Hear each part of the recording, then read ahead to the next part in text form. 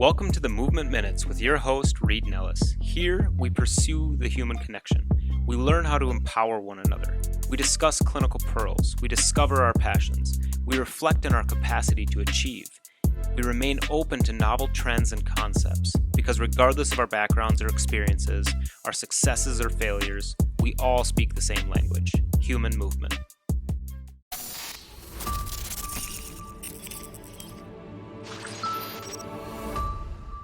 On today's episode on the podcast, we've got Dr. Courtney Conley. Courtney is a chiropractor and one of the best foot and gait clinicians and educators in the country and maybe even the world. Her mission is to bring foot health not just to clinicians, but patients and lay people as well. Many people know Courtney from her educational background, whether that's with rock tape or top down, bottom up, or Foot Health 101, or maybe even her Instagram handle, Gait Happens, which is very educational.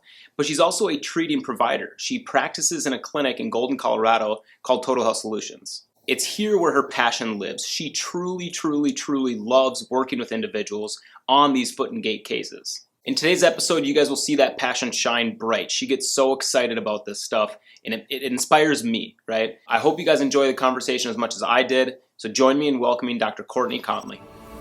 All right, guys, as you just heard in the intro, we've got Dr. Courtney Conley here, the gait guru, the gait badass overall. Courtney, thank you for joining me first and foremost. I've been eagerly waiting to send you this invitation, so I'm glad you jumped on. But yeah, we just heard the intro. Tell us more about what we need to know. Who is Courtney Conley? Well, thanks, Dr. Nellis.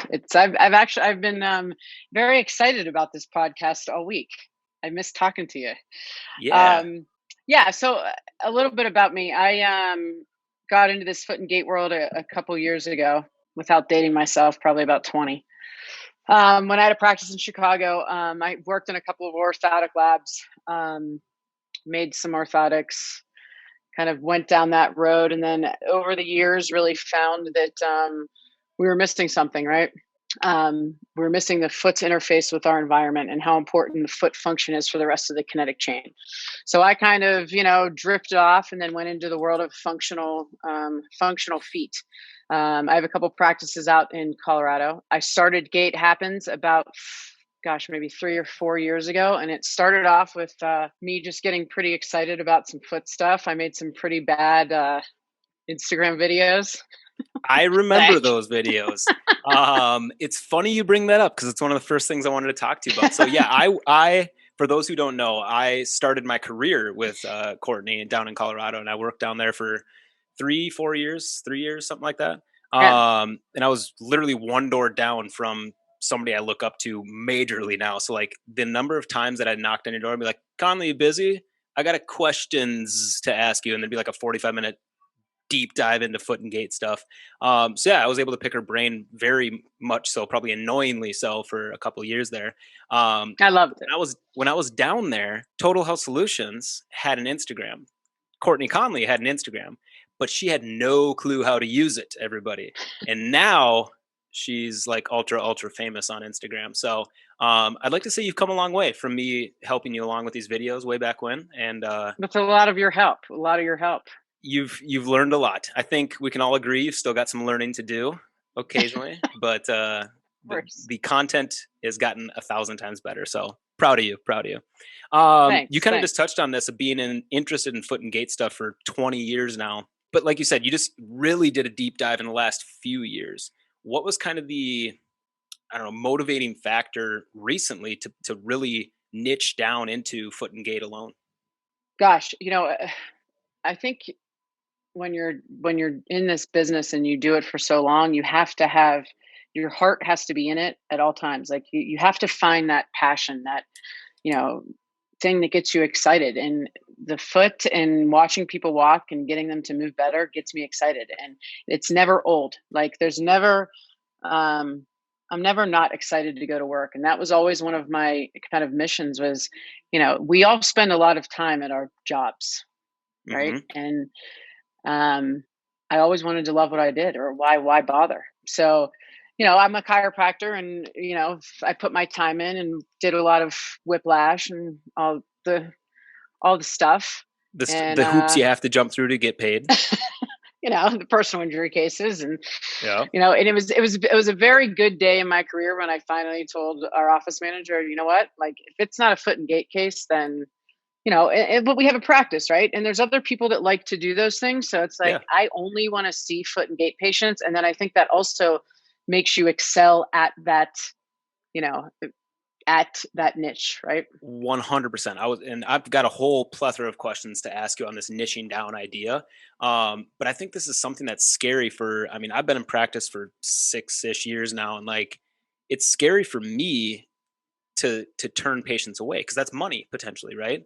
But I know I'm not doing my best me, which therefore I'm not able to render the best care possible when it's not something I'm passionate about. Hmm.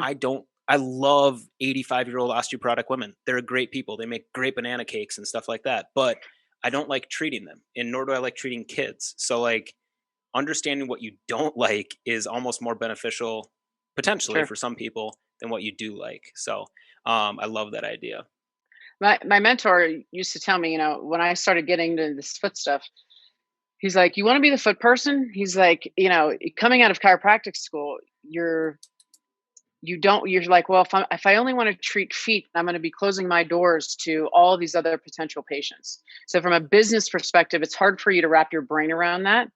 But he said to me, if you're the foot person in your community, then from a marketing perspective, you go to the events that are your running events. You hang out in shoe stores, and then you become the foot person in your community. And then that's where the referrals come. And it was really, once I really committed to that and said, Yeah. I'm going to be the foot person, then my practice just, But took off.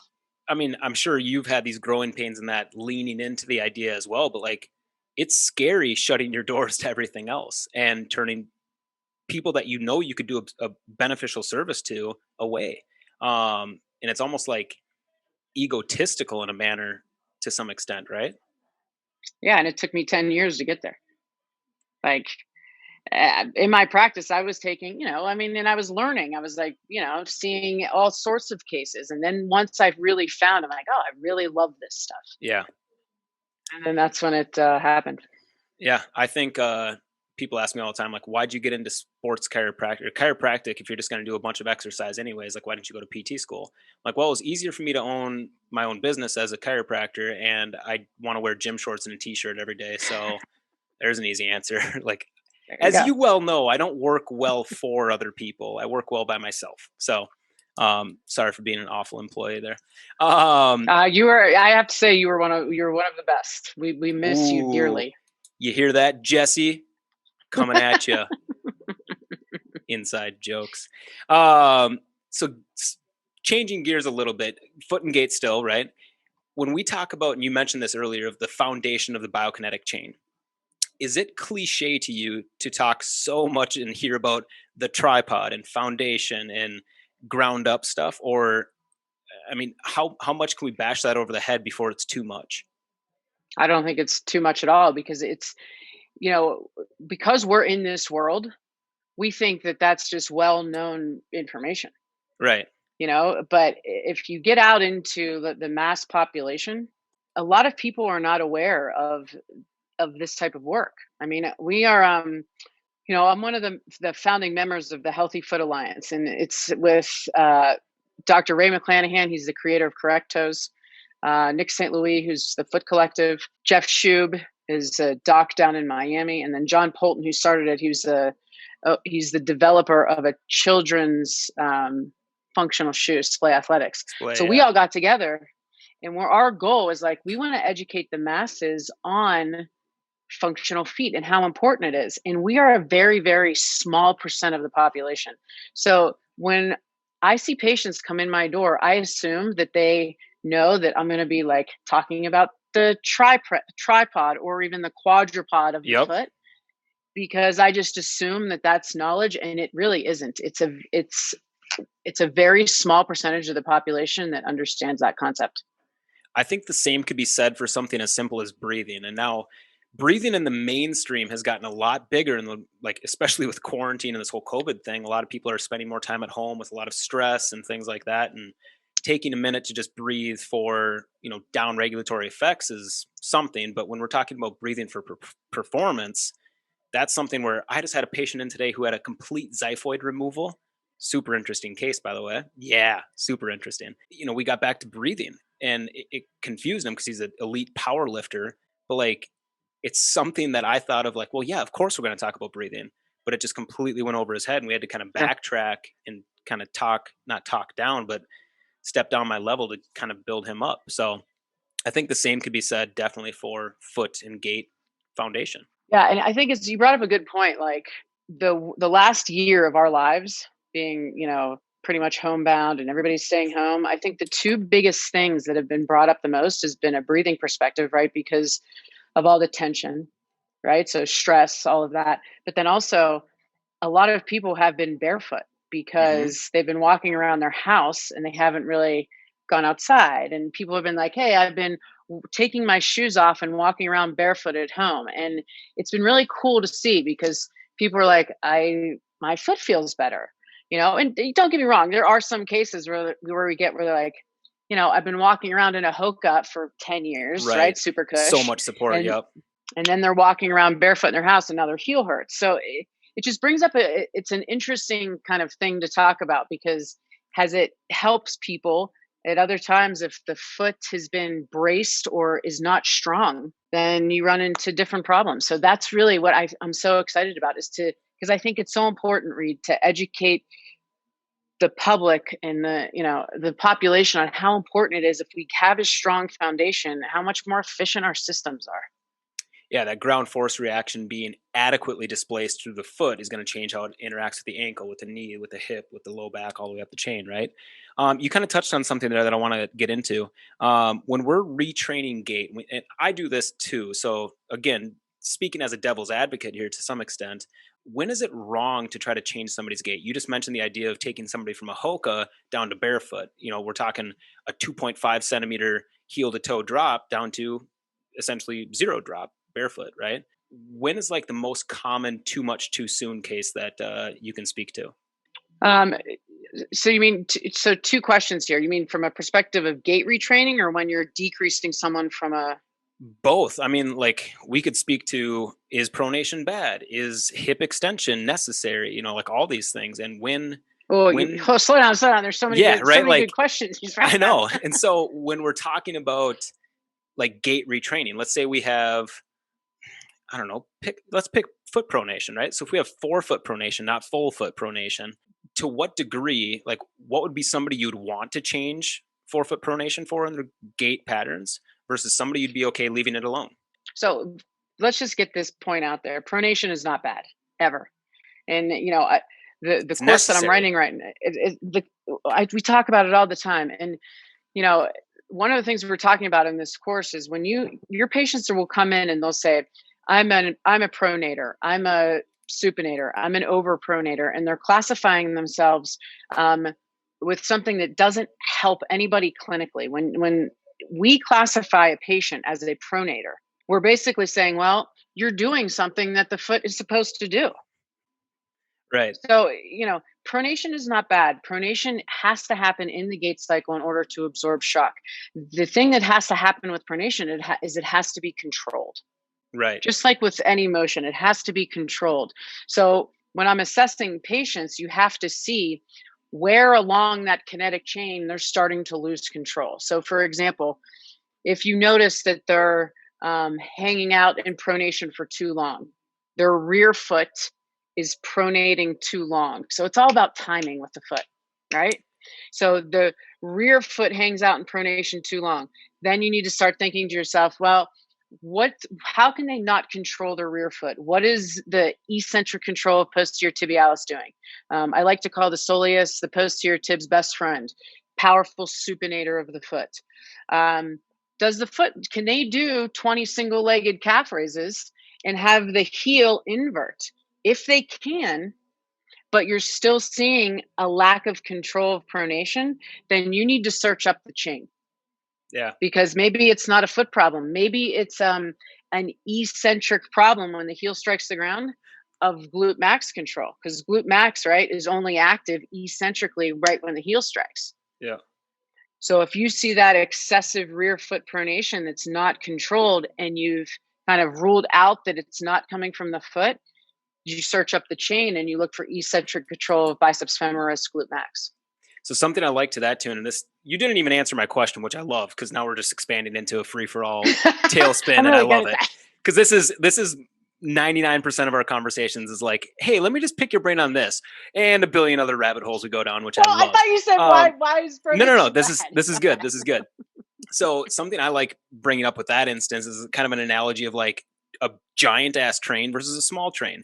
Which muscles have more power and ability, your foot and lower leg muscles or your glute max and hip muscles? If it's a hip issue that's not able to eccentrically slow down, or a giant ass train coming down the track to a small little human standing there, that human is going to take the brunt of the injury. And that's the hind foot in this example, right? You get me excited. Look at that. Conley's got, for those of you listening, she always has this foot model within arm's reach at any given moment. So she's pulling on a foot model now. So you got glute max, right? Big driver. But the soleus, right? When you start running, that's 11 times your body weight through the foot. Right. I mean, that's a big time player. So it needs control. It needs control. It needs control. And I think, I mean, we see on this Instagram world that we live in, like the big red check marks and green check marks and control. Your boy Toy Joe and I just got into a little conversation with some others about this of what does control mean? And in my eyes, it's if your capacity and your ability are vastly different from one another, whether that's range of motion or strength or stamina or anything like that, that's a control issue. And we dumb it down to motor control, but sometimes it's just fear-based control too. So yeah, I saw your little whiteboard talk on passive range of motion versus active range of motion. And also stolen from Joe. I mean, I really like that. I think it puts it very clear for people to understand. Like, this is what you're capable of. This is where you are. There's, we have a lot of room for improvement. And I think if we can explain that to patients, that also gives them, patients who've been in pain for a while, they always want to alter their movements. Their nociception changes their motor output. So, if we can explain to them, hey, we got a lot of room here that we can work in order to make your movement efficient, then that's a win. Yeah, absolutely. Staying on this rabbit hole subject a little bit. Okay. We mentioned forefoot pronation and how that affects the entire biokinetic chain. You kind of touched on heel strike for an instance. I'm not going to go down heel strike because that's just going to bleed into a bunch of other rabbit holes, because we all know heel strike isn't bad. It's when we heel strike and how we heel strike, right? I'm guessing you agree with that? Yeah. Okay, good. I want to make you happy. I mean, I want to make my mom happy here. Like, just be proud of me, Courtney. Perfect. Let's put a perfect scenario and situation. Who would win in a race? And I don't really, when I wrote this, I didn't think about the distance, but let's just say like a 5K. All right. A bilateral big toe amputee or a bilateral hip fusion, femoral acetabular fusion. Who would win in a 5K race? Oh my God. What? So I have, my first option is someone bilateral big toe amputation or a bilateral femoral acetabular fusion, aka you're either losing big toe drive, step off, toe off, right, or glute extension. You got to go with the big toe, because with the big toe, right? You're saying the big toe would win the race? No, because you can alter. I can put you into a rockered shoe, right? So it's not like someone that we have with a fusion at the first ray, or there's things you can alter in a shoe, right? Like you could maybe rocker yourself through that big toe. But if we're talking who's going to win a race, you got to be able to power it from the. You got to be able to get some of that extension. But it's propulsion effect. Yeah. So second question that I just thought of based off of that. Who would have more long-term compensations, adaptations, aka symptoms or pain? I mean, gosh, Reed, that's such a tough question, because people adapt really well. I mean, we've had patients that have had first ray amputees, and they get away. The brain's plastic. You have this concept of neuroplasticity. So they find ways to become efficient in their environments. And I really like helping those people, because yes, you're taking away a huge, mechanism for the gait cycle, but we can do things. We can put them in rockered shoes. We can, if you lose range of motion at the first ray, for example, or if there isn't one at all in this case, you have to take care of ankle range of motion and hip range of motion. So if you lose one, you still have other joints to work with. And that's where it's like, you take care of all this stuff really, really well, you'll be able to kind of get going. You just touched on something that I learned from you to some degree, if not the full degree, is working on people's strengths and limitations and kind of framing it in that order to some degree of everybody is still strong and resilient, which we all know.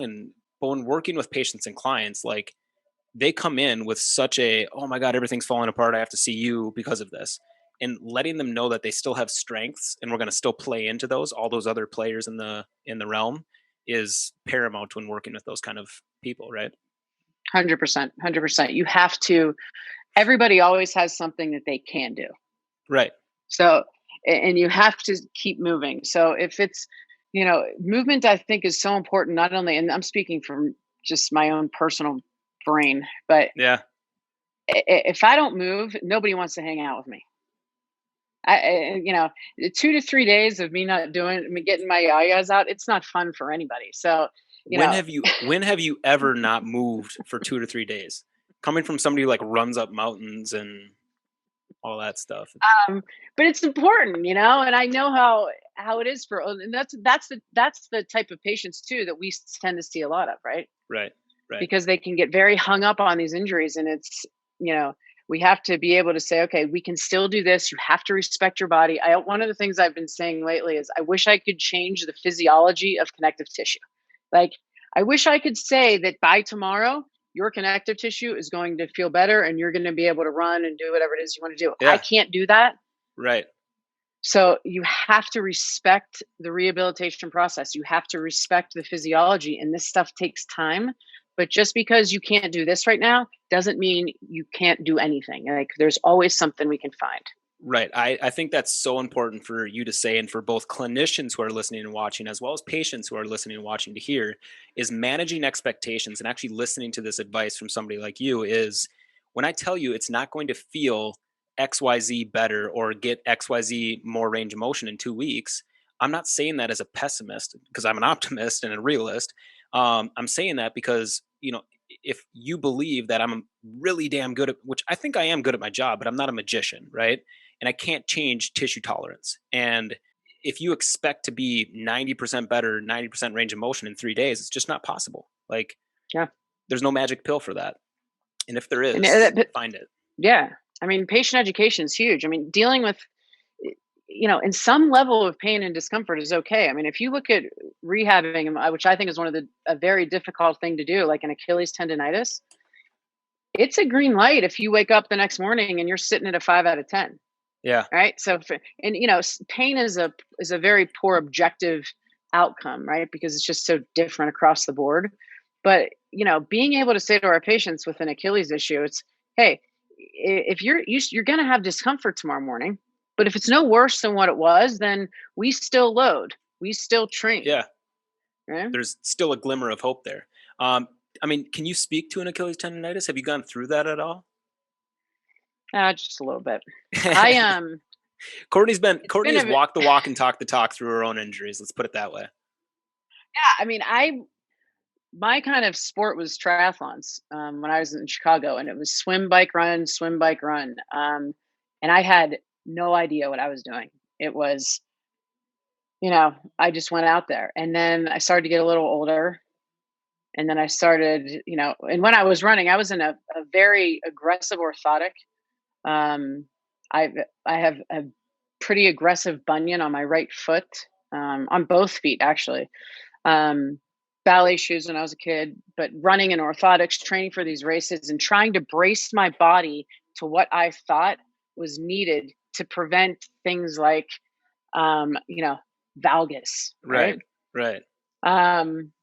And I just kept chasing injuries around. I'm like, now my knee hurts and now my foot hurts. And so as I started to, kind of learn and dive more into this, I'm like, okay, not only do I not need this orthotic, but I also need to start loading my body. So you just mentioned something there, but orthotics, and this is something I wanted to ask you about and pick your brain on. What would be a classic case to recommend pro orthotics for an individual and what that might look like versus somebody who'd be like, hell no, do not give that individual orthotics? Yeah, we're going to touch on this in our course that we're doing in February, and I think a perfect example. And I'll go into this a little bit. Okay, We got the foot model back up, everybody. but I always say there's a time and a place for orthotic therapy. The always yeses when you need an orthotic is if there's a structural variant that cannot be overcome by function. So, for example, there's a difference between midfoot pronation and rear foot pronation. Mm-hmm. So when you're looking at someone, okay, midfoot pronation, here's the navicular, okay, right on the medial column.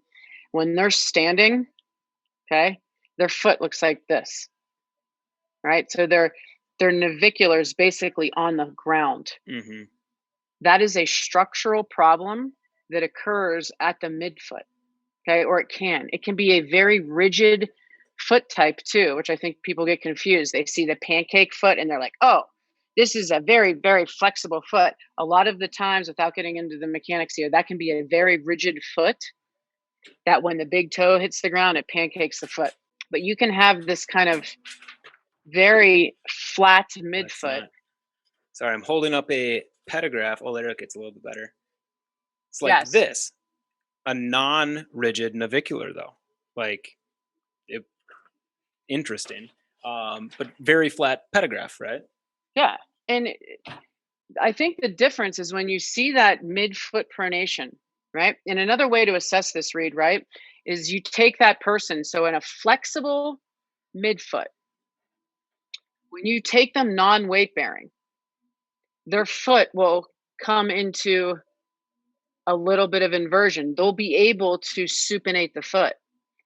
In a patient that has midfoot pronation that is rigid, you could lift their foot to heaven and their foot is still going to be flat. You're not going to get that supination or that inversion out of their foot.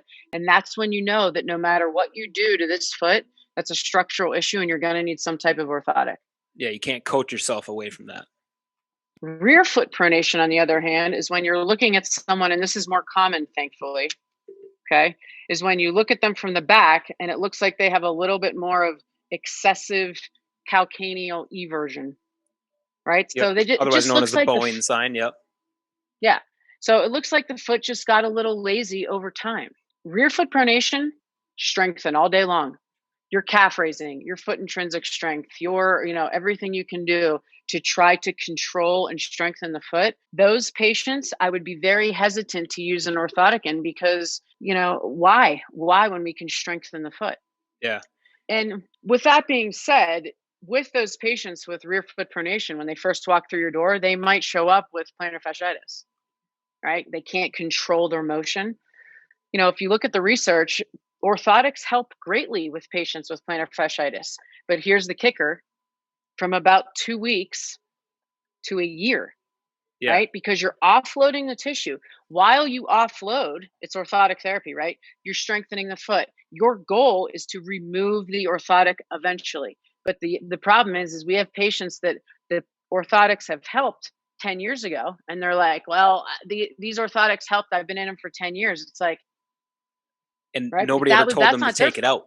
Yeah, exactly. It's the clinician. That's on us. We need to be able to educate them on that. I think you touched on it beautifully. And to kind of put this in kind of a synopsis factor here, when there's a issue that function cannot fix, that'd be a place for orthotics, right?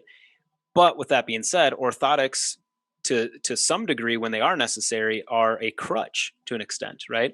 They're a temporary bracing mechanism only meant to be used in combination with mechanical training, functional training, foundational, however we want to mention that, right?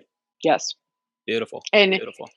It's really interesting, the research that's coming out there now, because that's why you're seeing a lot of these proprioceptive insoles coming around, like Nuboso, where it's literally a flat insole with just like a texture on top of it.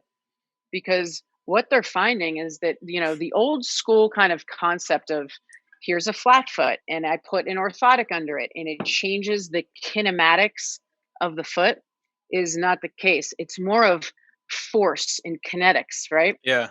So what they're looking at with these flat insoles, right, is this proprioceptive sensory drive and how important that is for foot function, which I think is, I think we still don't really know what the orthotic does. And in some cases it does help, to an extent, Yeah. but the bottom line is get the foot strong. Right. I think a lot of people just get lazy in that realm. They're like, what is my, it's a foot. And like, that's where patient education, and not to be brash, which I'm very brash with everybody, but like, you have to kind of throw it in their face and be like, this is what it is. The only thing that's going to fix this. An orthotic will help for a brief period of time, 2 weeks to a year. But then after that, you're going to need a bigger orthotic. And instead of weaning off, we're weaning further into the issue. You're giving into the problem. Right. And I think Totally. having to And have that difficult conversation with somebody is difficult. And, I always say, if I don't get excited about exercising your big toe, then they're not going to get excited about it. But Right. I was just listening to a podcast with Sue Mays, and she's a physiotherapist for the Australian Ballet. And she did a really cool podcast on Physio Network. And she was talking about how she has to like tell these professional athletes, right, that they need to take a band and start doing banded little toe exercises, right? I mean, she's like, the compliancy for this stuff, like these guys think, why would I do this? Yeah. But the outside of the foot, the lateral column of the foot, is crucial for lateral ankle stability, right? Yeah. So if you want to, as an athlete, prevent ankle sprains, they've looked at the intrinsic function of the foot here being key in changing direction agility. So when we're talking to our athletes, we need to be like, listen, I know you probably don't want to do this, but Yeah. if you want to take yourself from here to here, we have to be able to move you quickly in different planes. We have to be able to propel you forward. And the little like secret is get your foot strong. Yeah. If you want to chase 1% better, you've got to do the 1% extra work, right? 100%. And that's from the little things, right? So you just said something that I say often and all the time is XYZ, right? Another thing you say all the time, and another thing that I picked up from you is kind of in the same realm of patient education and patient care, is people don't care how much you know, which you know a lot, until they know how much you care. And that's where you said, like, I get so excited about teaching big toe mobility or stability and all these foot exercises because they are seemingly boring. But if people can understand how much you care about this and how much they should care about this, then they're going to buy into how much you know. Tell us a little bit more about the genesis of that quote per se and what it means to you. Gosh. Yeah. When I moved out to Colorado from Chicago, there was a reason. We all make transitions in our lives for reasons.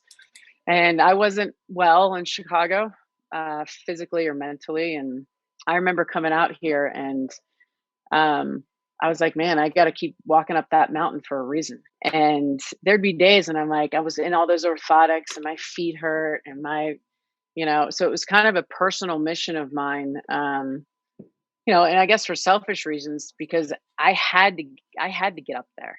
Yeah. And I just thought to myself, man, how depressing would it be if I couldn't do that? And then I started you see patients that can't walk and can't move, and how that creates this, cyclical, wheel of depression and anxiety and, fear. And that's kind of how this all stemmed, was that I want to help people be able to do those types of things, to be able to overcome tragedies or just life in general when it sucks, Enjoy it So, and break that yeah, vicious cycle wheel, right? totally. And anybody can do it. Right. And I think it takes somebody to kind of step outside that cycle for even just a brief second and be like, what the hell am I doing? What can I interject to this to change the situation? What attitude or effort can I change to make this better? Right.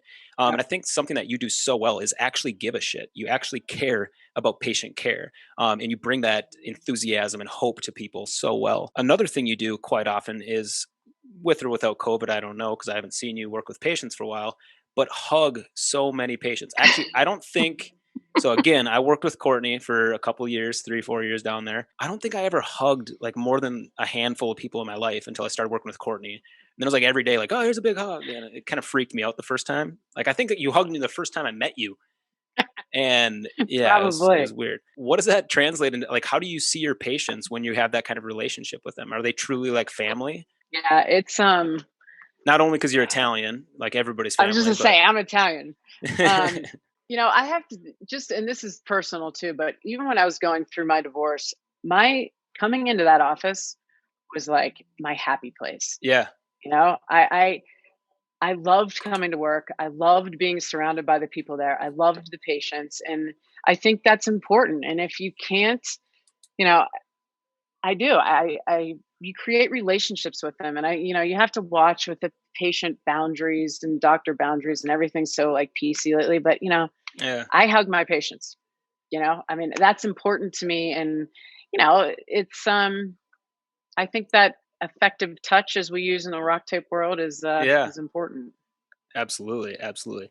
You just touched on rock tape. That's exactly where I wanted to go. Education is a huge portion of not only your patient and client care in Total Health Solutions, but something that you really love doing and have just as much, maybe not just as much. I don't know if anything takes passion from you like a foot and gait problem does. But education is a huge part of how you work. Tell us more about teaching for rock tape, maybe what courses and other content you've got coming up. I know Top Down Bottom Up's been out for a while now, both with live courses and webcast versions and downloadable versions. But what else is on the plate for us?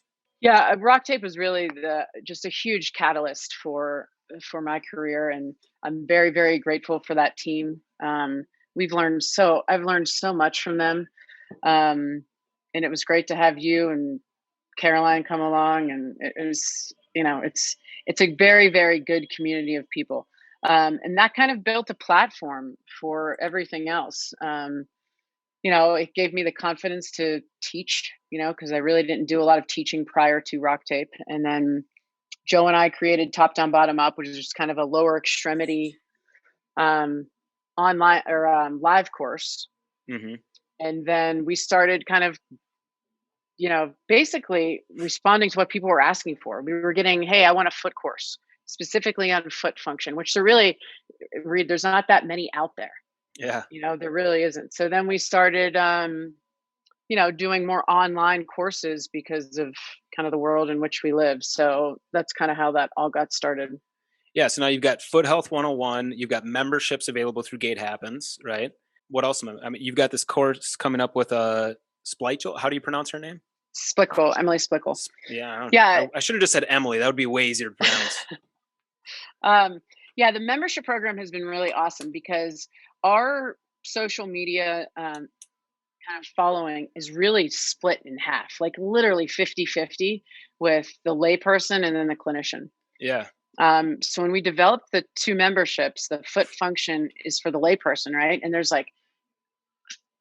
tons of videos, and we put information on there like how to pick shoes. But then on the gait side of it, it's all very clinical heavy case studies. We have calls once a week. So, and when we look at the numbers of who signed up for each membership, I'm telling you, it's literally within like 5 people. Yeah, that's awesome though. It's bizarre, just how split. So we're glad we can accommodate kind of both. But then with Dr. Splickle, one of the goals of Gait Happens was to really create a change in healthcare, right? Because I wanted to take the foot function world, right? So the strengthening of the foot, but also work with the podiatrist, work with the foot surgeon, and get all of us to work together, because it still to this day shocks me when I have a patient that had a hip replacement and they're like, I don't need PT. I was told I didn't Yeah. need PT. I'm like, what? Yeah. Like, our worlds need to join forces. That's how people are going to get better. That's how they're going to become more efficient. If you have a foot surgery, you have to rehab your foot, period. You have to strengthen it. You have to figure out why you needed that foot surgery in the first place. Right. So that's what her and I are doing. She's a podiatrist and I'm a chiropractor.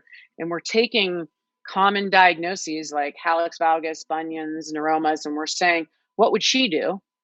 And what would I do? And how do we work together, which we've done on multiple cases, and it's been fun and people are getting better. And that's the goal. Yeah, I think the more collaborative we are in healthcare, period, whether that's you and your clinic working with your other local referral sources or across the world via webinars and things, like it's so crucial to growth, not only for yourself but the industries plural as a whole, right? I I love I that. always say the best clinicians are the ones that have the best referral sources. Yeah. Well, and referral, not only you're saying referral sources to send out to. Yeah, like Yeah, the yeah, best not okay. clinicians have a network of people that they know who to send who to. Yep. 100%. That was a really big struggle when I moved both down to Colorado and back here. Is like, oh, I got to find more referral sources, and Yeah, it's hard to find those right away. And there's a lot of trust that's built, not just inherent, with a couple of those. And it takes some time and it's frustrating, but finding those sources is crucial, like you said. So, and those relationships are so key to really, focus on. We're working with Stedman up in Vail, and yeah. it's been really cool because they've been sending us a lot of their hip replacement patients, which has been awesome because they're like, hey, we're doing a really good job at what we do, which is replacing the hip, labral reconstructions, what have you. Let's go see this person so we can get their gait retrained and work on function and work on And make strength. sure And this hip that's brand new in titanium doesn't have the same issue 2 years from now, which is, I mean, it's been fun, and the patients are so very, very grateful that we're all starting to work together instead of being like, this is what I do and everybody yeah. has to do this. It's like, no, we work together. Absolutely. And understanding, like, I think me personally, I have an issue with this. And I don't know where you stand on it, but like, I have an ego and like, I'd love to be able to fix everything that walks through my door. But in the last like 2, 3 years, I've learned so much more about like, there's no way I'm going to fix 100% of the issues that walk through my door. I need to have somewhere to send them. And the more I can see that within myself, the more I'm going to trust that referral source outwards, which is going to be the best thing for that patient. Yeah, I swear the more I think I know, the less I know. Like 100%. it's like the longer I keep doing this, like, oh, the more you think you're like, oh, well, the more I need to like study and read, and that's what's fun. Yeah. So on that note, and we'll kind of change gears into a little bit less gait stuff here soon. But one more question on that because you brought it up. How did you gain this knowledge? How do you keep yourself integrated with the research? I mean, is it a lot of books? Is it a lot of courses? What would be the most monumental or influential thing that you'd recommend? Influential thing that you'd recommend listeners and viewers to kind of dive into if they're super interested in gait stuff, aside from your own courses? Surround yourself with people that are a lot smarter than you. I mean, Tom Mashad has been one of my biggest mentors since I was in chiro school. He wrote Human Locomotion and Foot Orthoses. And Yeah. that's the book that we were referring to in chiropractic school 20 years ago, Yeah. right? And we did one of our top down, bottom up courses. And one of the students in the course had a clinic, or she lived near his office. So she went in and told him about the course. And I'm sitting there with the patient one day, Like full and circle. yeah, and I'm sitting. This is like maybe like 2 years ago, and I see, how like your email comes up and like you see who it's from, right? Yep. And it was like, Tom Mashad just emailed you, and I literally read. I was like, oh my god, I had to like run out of the room, and I was like, did I just read that right?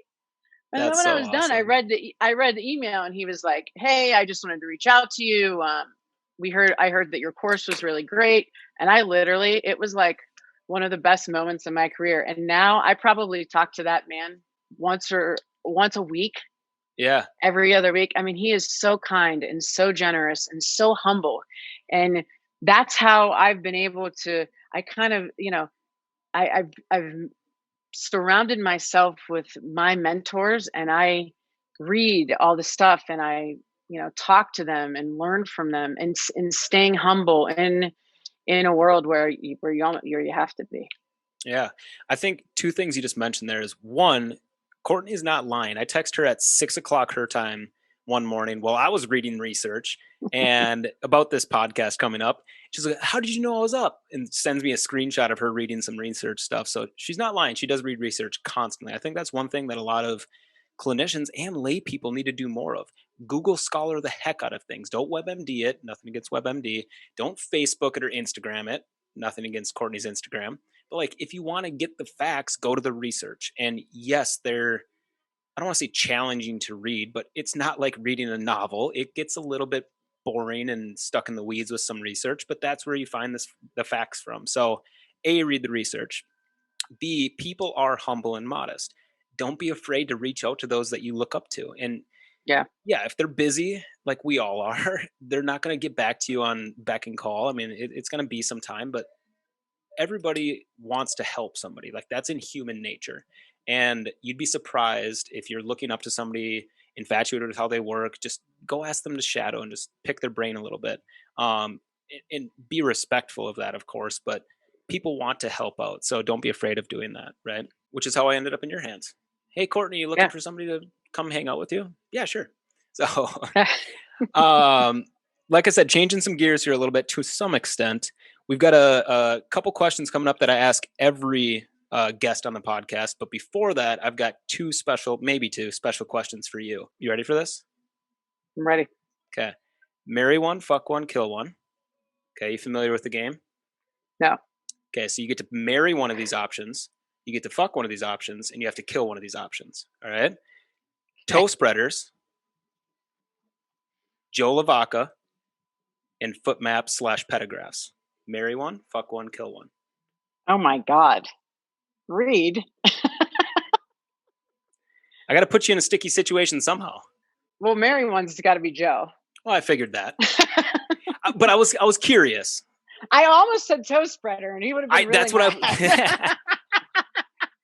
You can honestly not answer the rest of the question. I'd be happy with that answer because I was like, gosh, if she said toe spreaders, this is gonna go viral and it's gonna be funny. Literally, when I first thought, I was like, marry one. I was like, oh, that's toe spreaders.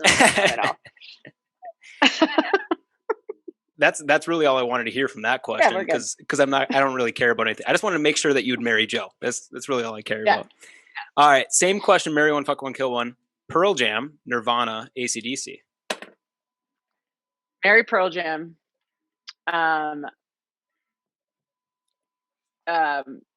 Kill Nirvana. Fuck AC/DC. Kill Nirvana. You know why? Because Kurt Cobain's already dead. No, that's sadistic, Conley. He has one song that they wrote, and I forget what album it was off of, that I hated so much that I was like, I can't listen to these guys. Really? And that turned you off entirely? Turned me off entirely. I'm a big AC/DC fan now. I can get that. All right. So the 3 questions that we ask every guest on the podcast, feel free to shoot from the hip or take some time to think about these. We're looking for just raw answers, right? And there's no wrong answer. There's no right answer. It's just whatever you feel. That being said, this doesn't necessarily pertain to foot and gait, which we've mentioned at length today. So think about whole life experiences, right? If you could be ranked top 10 in the world at something, what would it be and why? An educator of what we're doing, a public educator on improving foot health. Yeah. I mean, and getting that message out there. I think I would argue from an outside perspective, you're already at top 10 or above. So don't make me cry, Reed. Don't make me cry. That's not, you say that like it's hard to do. Courtney Conley is a very good emotional person in a good way. And I love it. I love it. Awesome. And no, I honestly think that. I think you're kicking ass and taking names in that realm already. And you are already, in my opinion, in the top 10, if not the top 3. So what's one thing you know you can do better at and aspire to learn in the next year for yourself? Time management is a big one for me. I love my work so much that I think my balance could be better. Especially, I have a daughter. Yeah. So now you're really going to make me cry. I thought you were going to go down the realm of like time management, running through airports circa 2016 and getting almost shut out and pounding on the gate to get let into the airplane kind of time management. But, you've gotten better since that instance. So time management. I think we all could do a little bit better about that. And especially that's one of the bright spots about the pandemic that we're in right now is like a lot of us have learned and been, acquired to like work is everything. And now when we get to spend more time with our families, we're seeing so much benefit from that. And like, it's nice to just chill and hang out with your family for an entire weekend, as much as you want to pull your hair out sometimes, but it's a beautiful thing. So Yeah, when your daughter says, this has been really nice that we got to hang out and you're not working, it's like, Yeah, that pulls at the heartstrings a little bit. oh yeah. My little guy the other day, I had a Chamber of Commerce meeting. I was like, Daddy's got to go down and work downstairs. He's like, can I come with you? And then he'd come in like every 5 minutes, like, are you done working yet? Are you done working yet? I'm I like, know. no, buddy, I'm sorry. So, what is one actionable step you'd advocate for listeners and viewers to take better care of their relationships, their health, their movement, and ultimately their lives? I think it kind of goes along with what we were just talking about, is taking time, right, for yourself, and really being able to identify your priority. I read this book where they were talking about how the American kind of culture has taken the word priority and changed it to a plural word, like to Yeah, priorities. And it just doesn't make sense. You can't have multiple priorities. yeah, So really doing some self work and saying, what is important to you? What is your priority? And then taking care of that thing.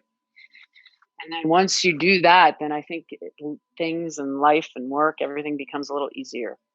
yeah. Once you find your priority, your priorities, plural, fall into place below that, right? But it's Right. kind of Simon Sinek, start with why-esque of what's your why? What's your purpose in Hmm. life? And once you find that out, everything else falls beneath it, right? So I love that. I love that. Yeah. Well, thank you, Courtney. I love this. I could probably talk to you for way longer than this, but we want to Yeah. stay on This is schedule really and great. get you going here. So I appreciate you joining me to the moon, of course. I miss you dearly. And if for those of you guys listening, watching, be sure to check out Courtney, not only on Instagram, but take a course, sign up for the membership. Whether you're a clinician or a layperson, just learning more about foot and gait. This is one of the best, again, easily top 10 in my eyes, easily top 10 educators on foot and gait in the world. So thank you again, Courtney, and have a Thank good you. rest of your day. Thanks.